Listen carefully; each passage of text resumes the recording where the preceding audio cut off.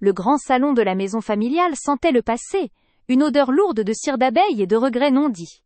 Les rideaux de velours bordeaux, tirés à moitié, laissaient filtrer un pâle soleil d'hiver éclairait à peine les visages tendus. Nous étions tous là, figés dans des fauteuils Chippendale inconfortables, attendant le moment fatidique où Maître Dubois, l'avocat de famille au visage aussi sec qu'un parchemin ancien, déchiffrerait les dernières volontés de mon père. Dick était assis sur le bord d'un canapé, invisible et pourtant au centre de la tempête à venir, sentant les yeux de mon frère, Marc, percer mon crâne depuis l'autre côté de la pièce. Marc, l'aîné, l'héritier autoproclamé de l'intelligence paternelle et, surtout, de la fortune. Il avait toujours été le soleil autour duquel la famille devait tourner, tandis que moi, Élise, était l'ombre discrète, la maladroite, celle dont les idées étaient toujours jugées trop rêveuses ou trop femmes pour avoir une quelconque valeur dans les affaires sérieuses de la famille. 20 ans de mépris silencieux étaient accumulés dans ce salon. 20 ans où, lors de chaque dîner de famille, Marc m'avait humilié publiquement, glissant des remarques sur ma carrière sans ambition, ou sur mon incapacité à gérer un portefeuille boursier digne de ce nom. Ces piques-haines étaient jamais frontales, toujours enveloppées dans un sourire faux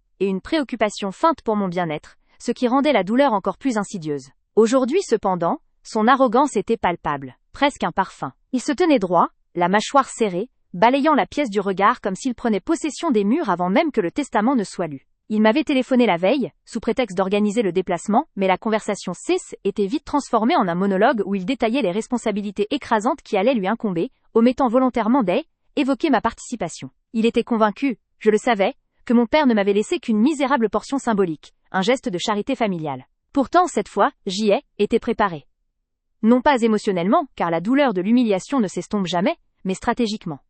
Pendant des semaines, j'avais agi comme si Jay était brisée par le deuil et indifférente aux questions d'argent, laissant Marc se vautrer dans sa certitude. Ce qu'il ignorait, c'est que j'avais découvert, quelques jours après le décès, une piste numérique étrange sur l'ordinateur de mon père, une piste que Marc avait imprudemment laissée ouverte. J'avais exploré, fouillé, et j'avais trouvé ce que je cherchais. Une série d'échanges d'emails avec Maître Dubois, des messages que Marc croyait avoir effacés définitivement. Ces emails détaillés, avec une précision chirurgicale, son plan pour détourner une partie significative de la fortune paternelle, bien avant la lecture officielle, en utilisant des montages financiers complexes et des sociétés écrans. J'avais tout copié, tout trié, et gravé le tout sur une clé USB, que je tenais fermement serrée dans la poche intérieure de ma veste en tweed. Était mon secret, ma vengeance silencieuse, et le poids de cette petite clé était plus lourd que toutes les années de mépris réunies. Maître Dubois éclaircit la gorge, le son craqua dans le silence ecclésiastique du salon.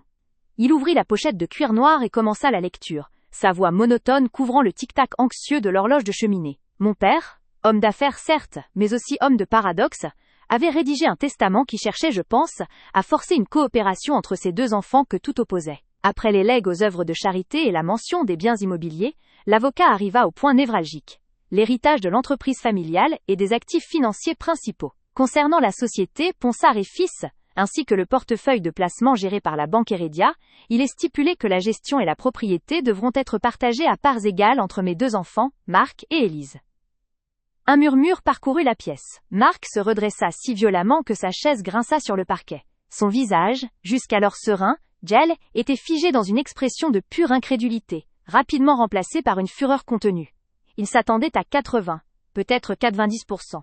50-50 était une insulte à son ego surdimensionné. Maître Dubois, imperturbable, poursuivit. Néanmoins, pour garantir la pérennité et la bonne administration de ses fonds et actifs, la clause 7, section B, stipule que les décisions stratégiques majeures, excédant un certain seuil monétaire, devront être validées et mises en œuvre par le membre de la fratrie reconnu unanimement comme le plus apte à garantir une gestion prudente, compétente et sans risque. En cas de désaccord persistant, la décision sera prise après consultation de l'ensemble des membres du conseil de famille présent. Au gros était la faille que Marc attendait. Le piège de mon père.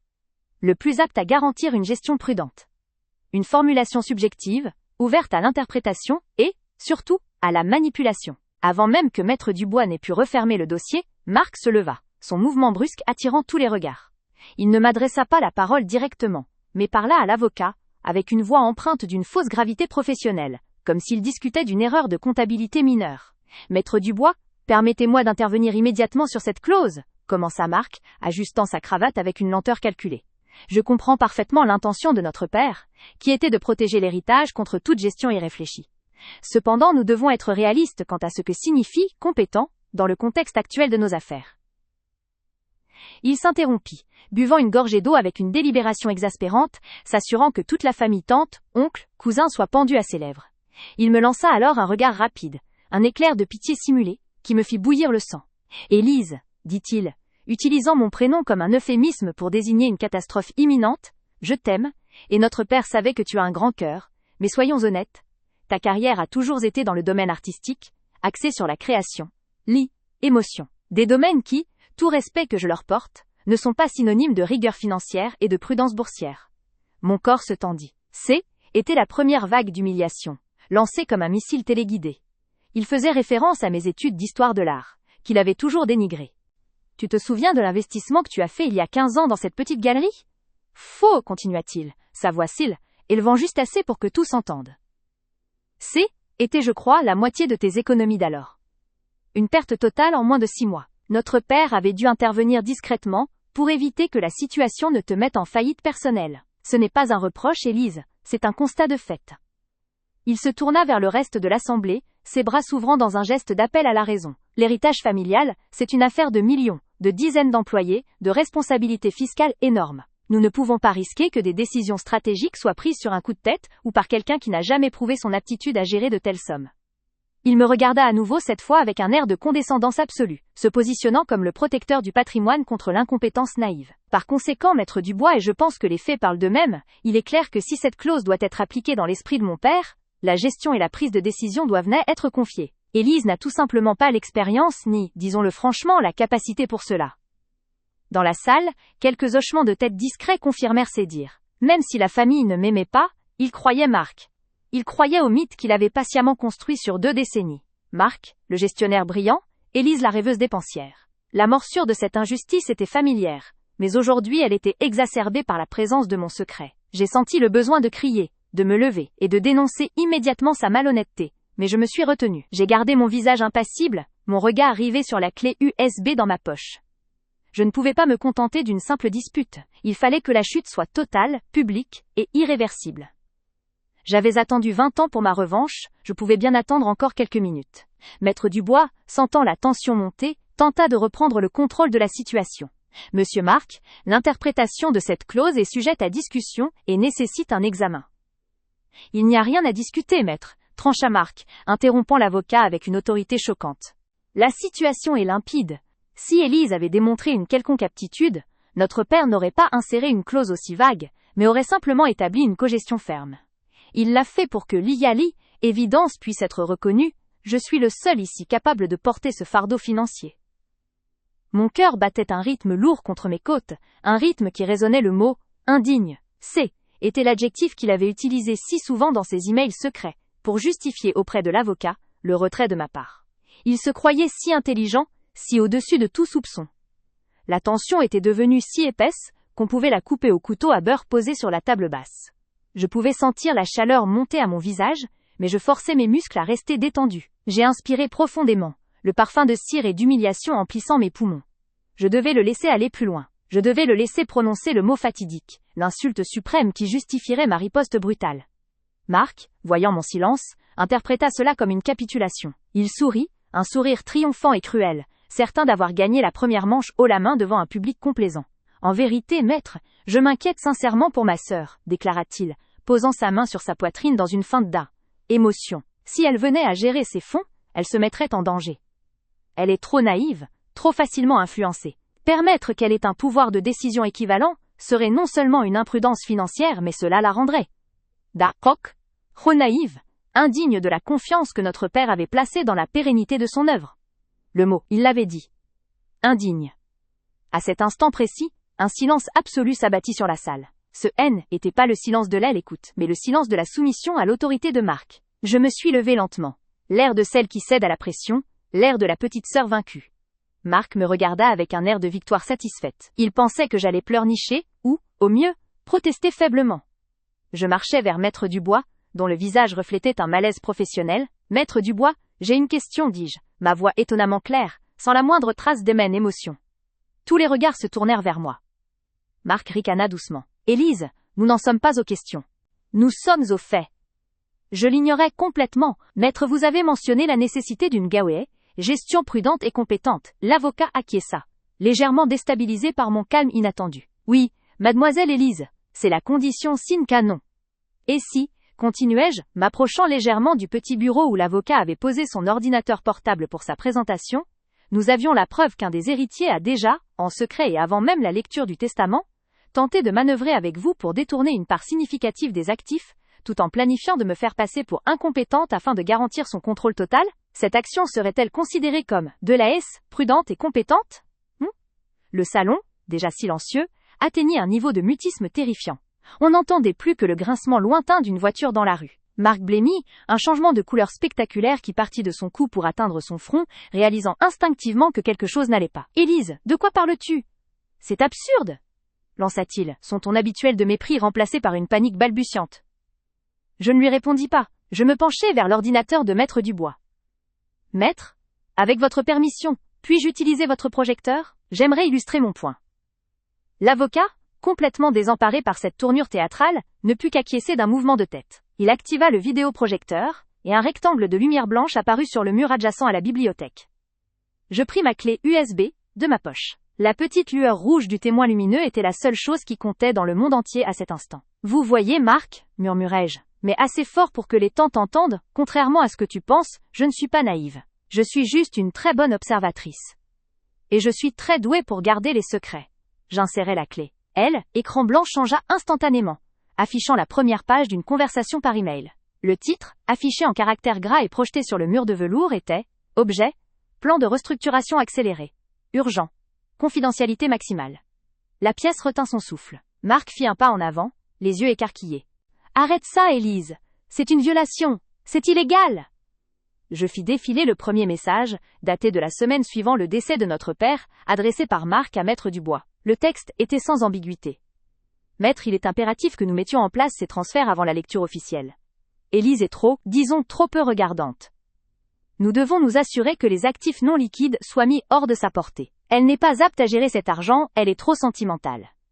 Je suggère le montage offshore via Jersey que nous avions discuté précédemment. Cela garantira que même si elle obtient 50%, la valeur réelle sera déjà minorée. Mon objectif est de éliminer l'influence de cet indigne sur les affaires. » Le mot indigne était là, noir sur blanc, devant toute la famille. Le silence était total, un silence si lourd qu'il écrasait les poumons.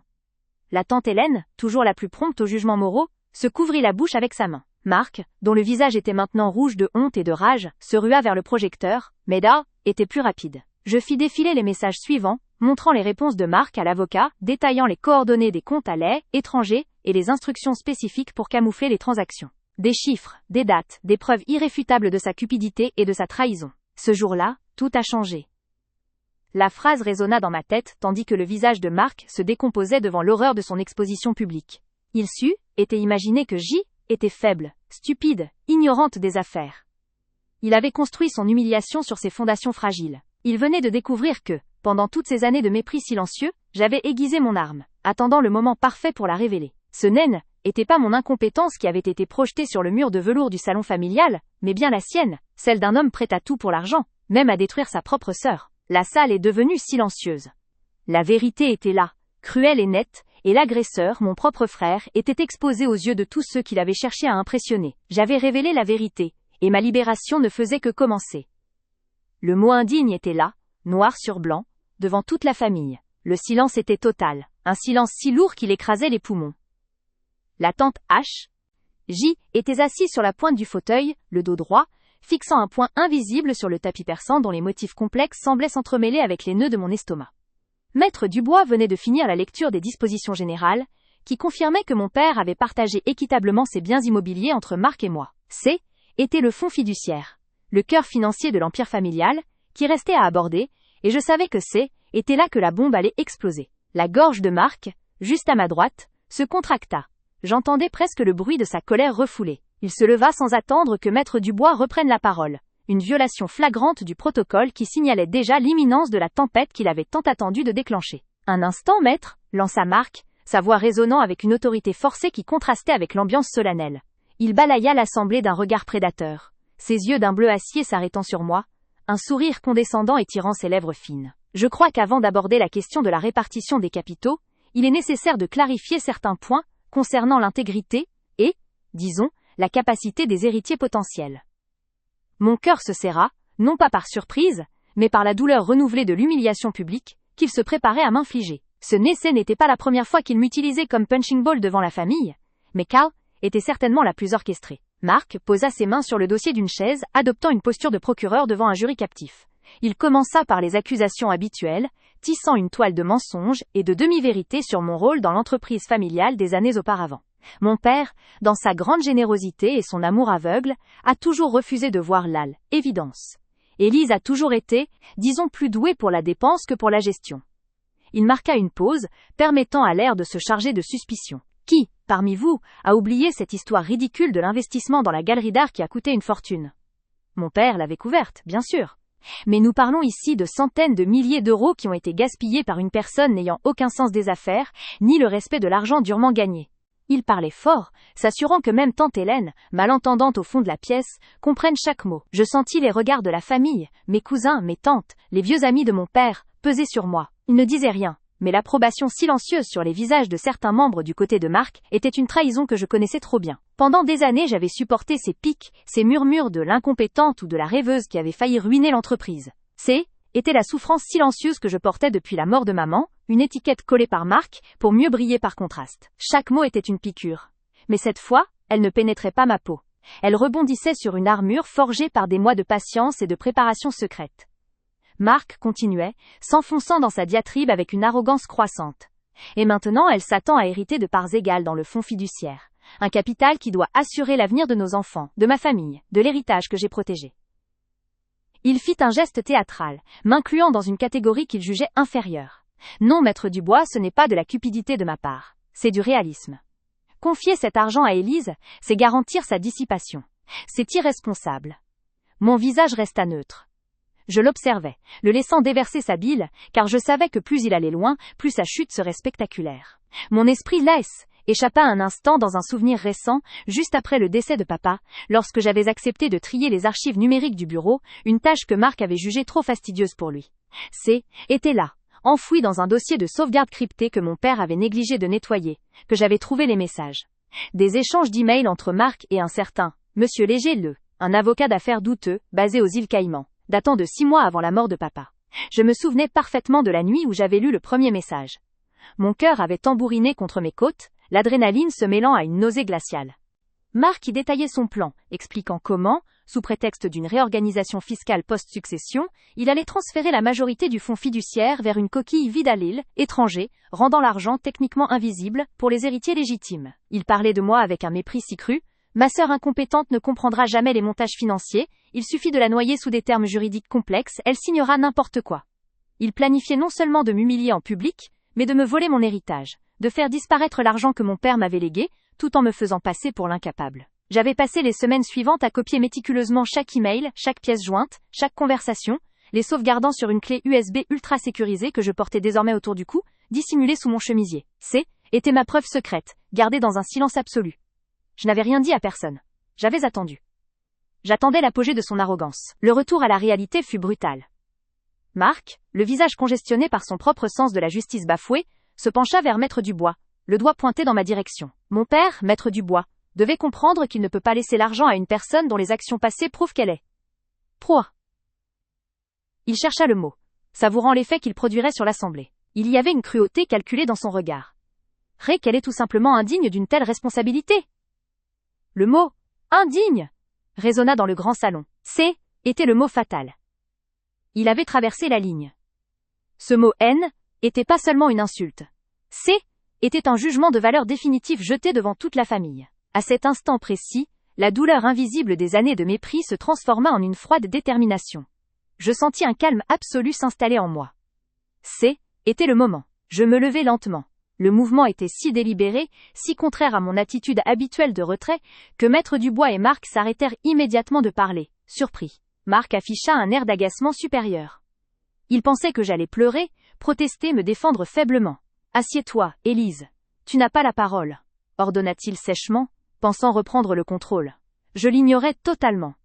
Je me tournai vers Maître Dubois, dont le visage sévère montrait une confusion professionnelle face à cette escalade. « Maître, je crois que Mark a soulevé un point crucial. L'intégrité et la dignité des héritiers. Et je suis parfaitement d'accord que ces critères devraient être pris en compte avant la répartition des fonds.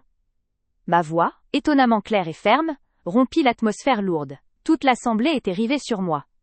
Marc ricana bruyamment. « Oh, écoutez-la! Elle va nous donner une leçon de morale, maintenant. » Je ne lui accordai pas un regard. Mon attention était concentrée sur le coin du salon où Lee, équipe de Maître Dubois, avait installé discrètement un petit projecteur et un écran rétractable, pour pouvoir afficher les documents légaux. Était l'outil idéal, et j'avais anticipé de devoir l'utiliser. Marc dit que je suis incompétente et cupide, continuai-je, m'adressant à la famille, et surtout, indigne de recevoir l'héritage. Je pense qu'avant de laisser Maître Dubois continuer, nous devrions tous juger par nous-mêmes de qui, dans cette pièce, est réellement digne ou non de la confiance de papa. Je fis un pas vers l'écran. Mon mouvement était fluide, assuré. Je savais que j'avais une seule chance de le détruire. L'adrénaline pompait, mais mes mains restaient étonnamment stables. Devant écran blanc, je sortis de ma poche intérieure le câble USB et la fameuse clé que j'avais gardée secrètement pendant des semaines. Marc commença à sentir que quelque chose n'allait pas. Le rictus d'assurance disparut de son visage, remplacé par une lueur d'inquiétude. « Qu'est-ce que tu fais, Élise ? C'est absurde !» Je branchai la clé sur l'ordinateur portable de l'avocat, qui me regardait, perplexe mais fasciné. Il n'osa pas m'arrêter. J'ouvris le dossier crypté et activai la projection. La lumière du projecteur s'alluma soudainement, projetant une luminosité crue sur le velours bordeaux et les visages figés. Un document apparut sur le grand écran blanc, centré pour que tout le monde puisse lire. Était un email daté d'il y a 5 mois. L'entête était sans ambiguïté. Marc, adresse email personnelle. A. Monsieur Léger, adresse email offshore. Objet, plan de transfert urgence / totalité. La salle devint silencieuse.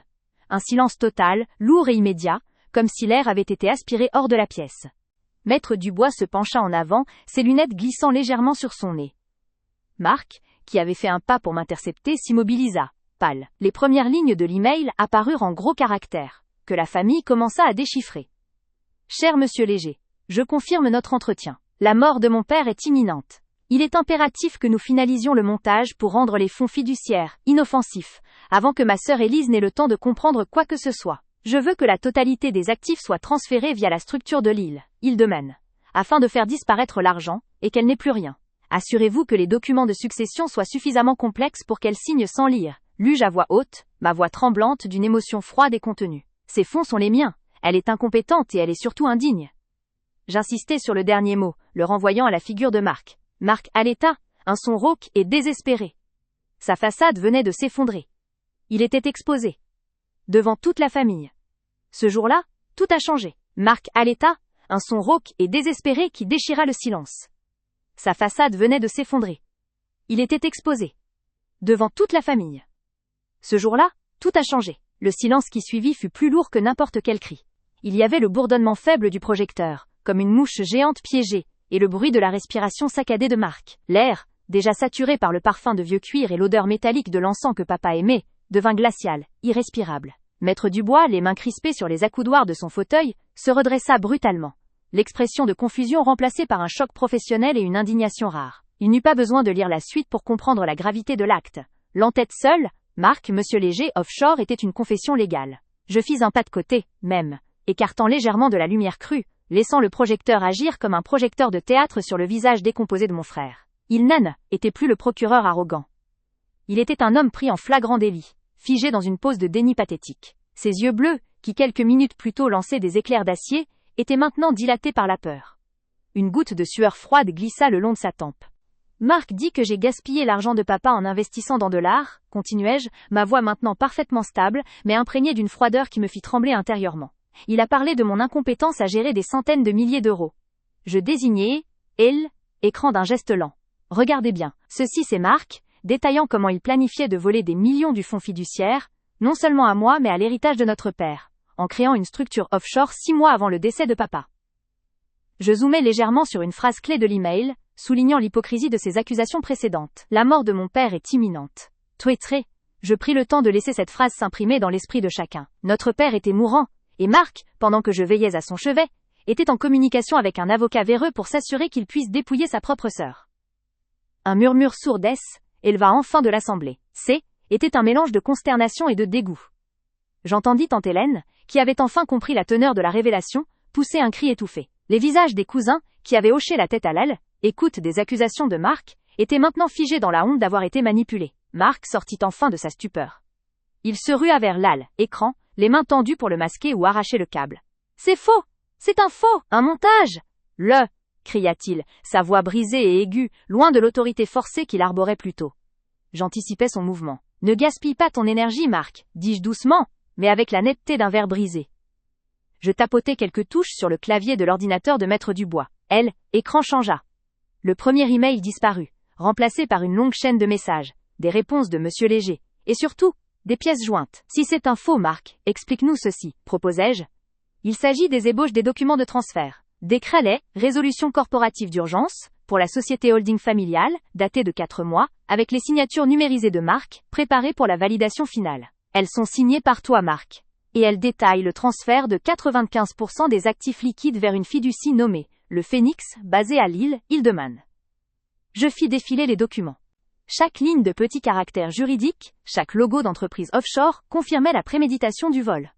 L'odeur âcre de la trahison emplissait la pièce. Et voici l'élément le plus accablant, Maître Dubois, annonçai-je, m'adressant directement à l'avocat, lui rendant le contrôle du protocole, mais avec mes preuves en main. Dans ce message, Marc détaille pourquoi il doit agir rapidement avant la lecture du testament. Je cite. « Oh, Élise est naïve, mais si elle comprend l'étendue des actifs, elle pourrait engager un avocat. Le montage doit être fait avant qu'elle ne soit officiellement au courant de la taille du fonds. » Je tournai la tête vers Marc. Il était loin d'être l'héritier confiant qu'il voulait être.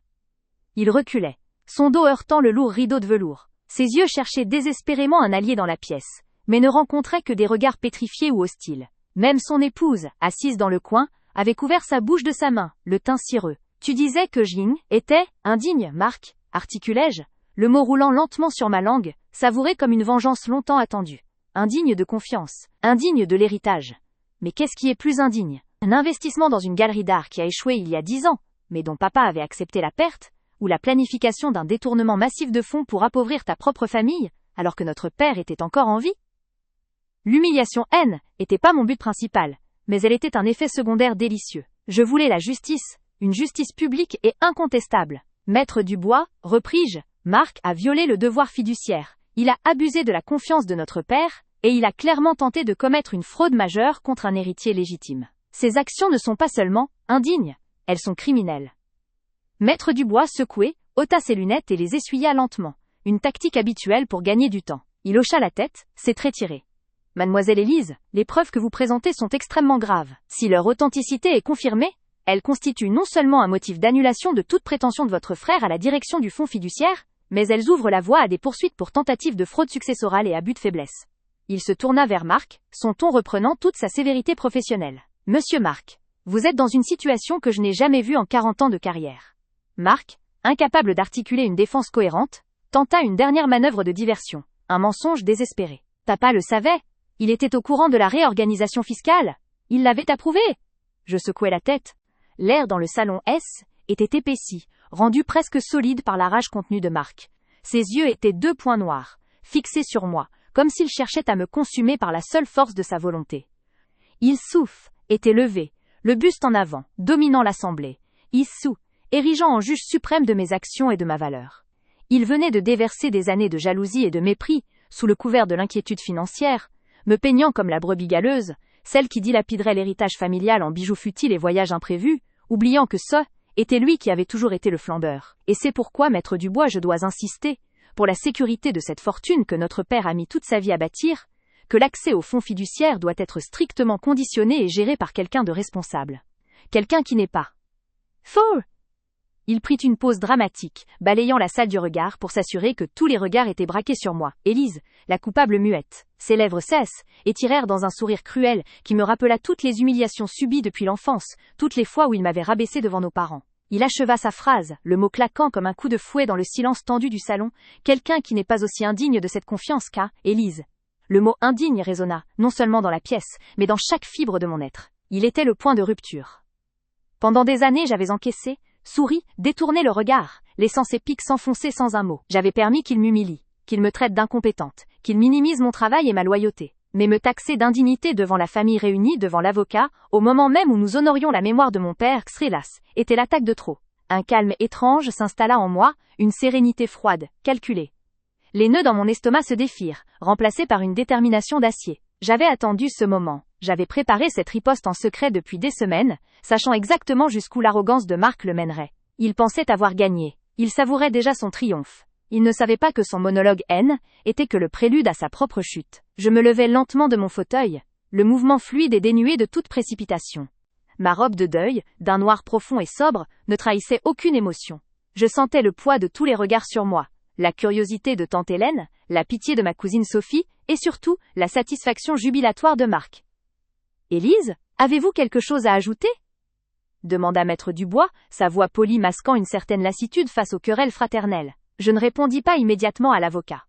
Mes yeux ne quittaient pas ceux de Marc, qui me fixait avec un mélange de condescendance et d'impatience. Il s'attendait à des larmes, à une défense faible, à un plaidoyer pitoyable.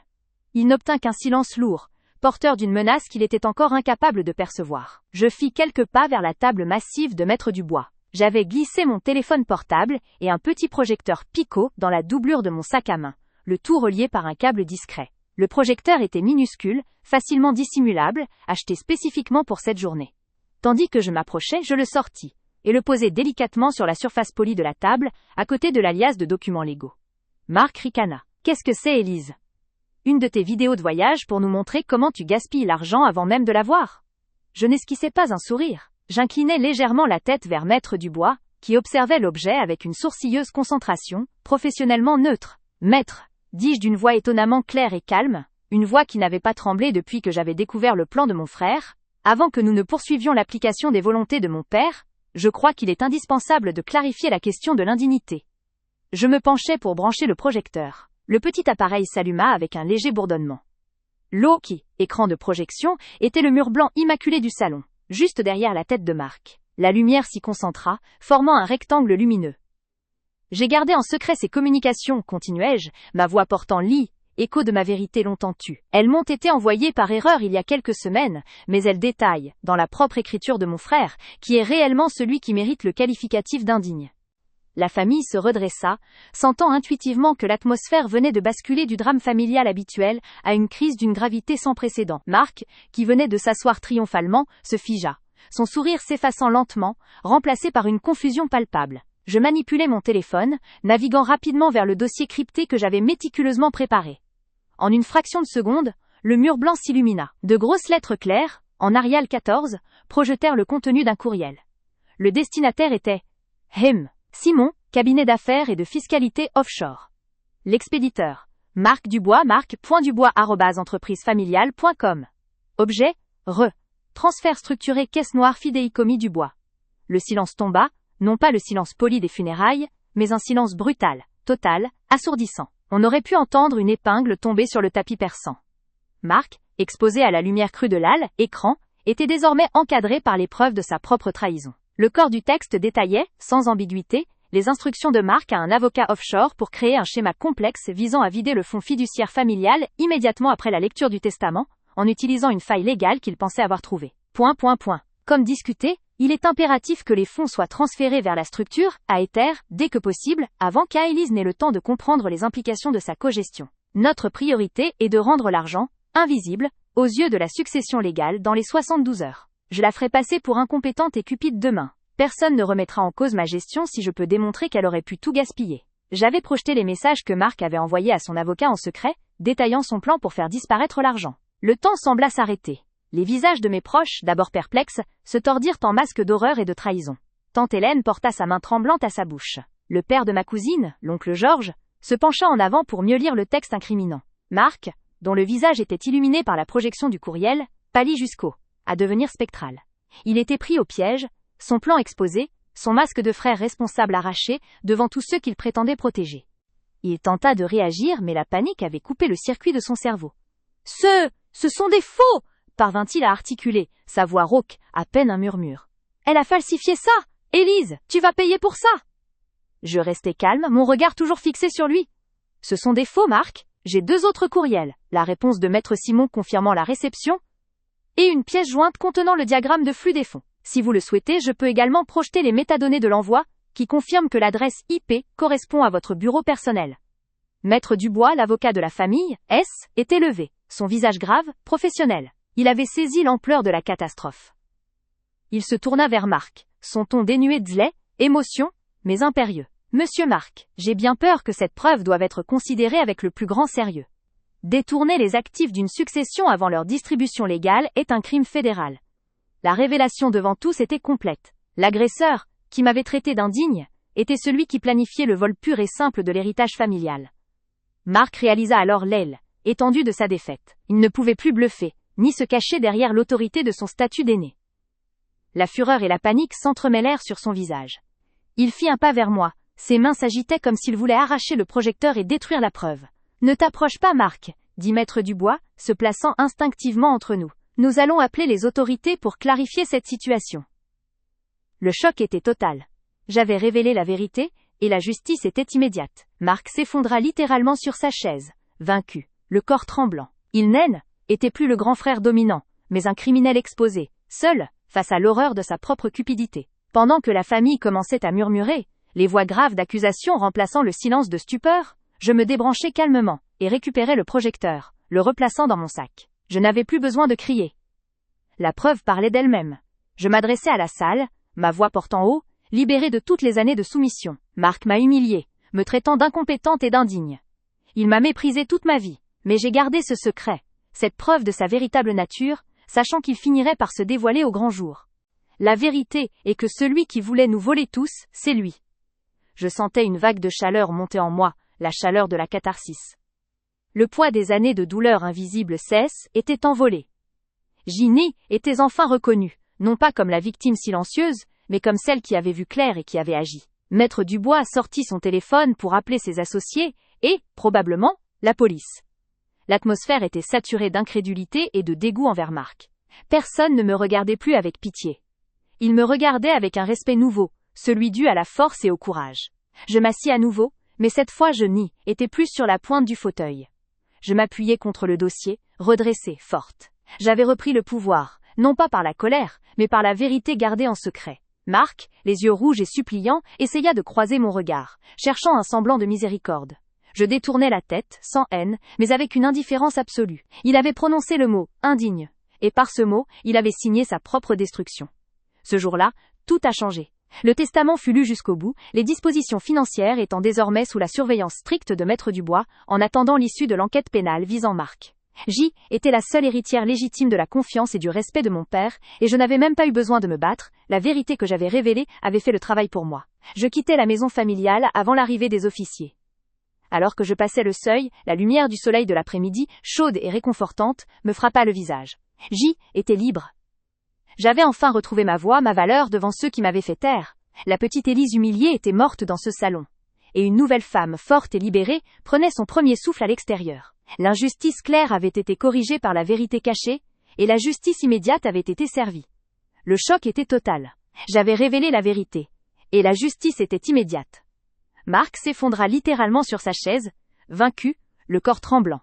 Hélène était plus le grand frère dominant, mais un criminel exposé, seul face à l'horreur de sa propre cupidité. La peur, une terreur animale, avait remplacé l'arrogance, rendant ses traits méconnaissables. Pendant que la famille commençait à murmurer, les voix graves d'accusation remplaçant le silence de stupeur, je me débranchai calmement et récupérai le projecteur, le replaçant dans mon sac. L'appareil était encore tiède au toucher, vestige de l'outil de ma vengeance silencieuse. Je n'avais plus besoin de crier. La preuve parlait d'elle-même. Les murmures se transformèrent en conversations étouffées. Un bourdonnement sombre et continu qui était l'aile. Écho de la réputation de Marc s'effondrant en temps réel. Tante Hélène, toujours si prompte à juger mes dépenses, était maintenant figée, ses yeux fixés sur Marc avec un dégoût absolu, ses lèvres minces et pincées. Oncle Georges, d'habitude si placide, était rouge de colère. Je m'adressai à la salle, ma voix portant haut, libérée de toutes les années de soumission. Marc m'a humiliée, me traitant d'incompétente et d'indigne. Il m'a méprisée toute ma vie, mais j'ai gardé ce secret, cette preuve de sa véritable nature, sachant qu'il finirait par se dévoiler au grand jour. La vérité est que celui qui voulait nous voler tous, c'est lui.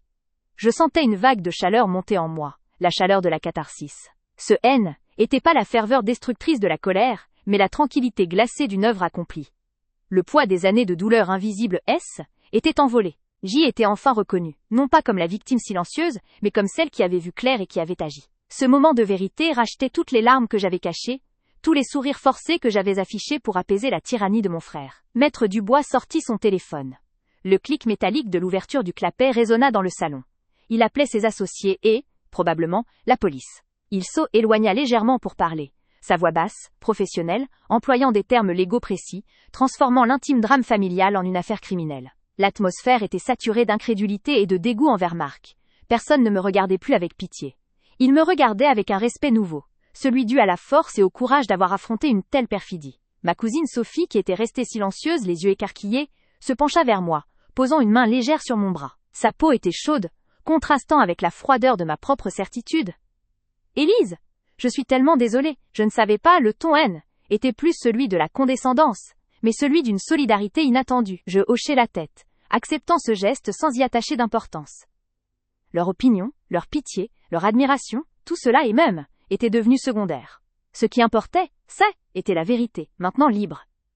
Je m'assis à nouveau, mais cette fois je était plus sur la pointe du fauteuil, prête à fuir ou à me défendre. Je m'appuyais contre le dossier, redressée, forte. Le velours du fauteuil, d'habitude oppressant et chargé de l'histoire de la domination paternelle puis fraternelle, me semblait enfin un support légitime. J'avais repris le pouvoir, non pas par la colère mais par la vérité gardée en secret.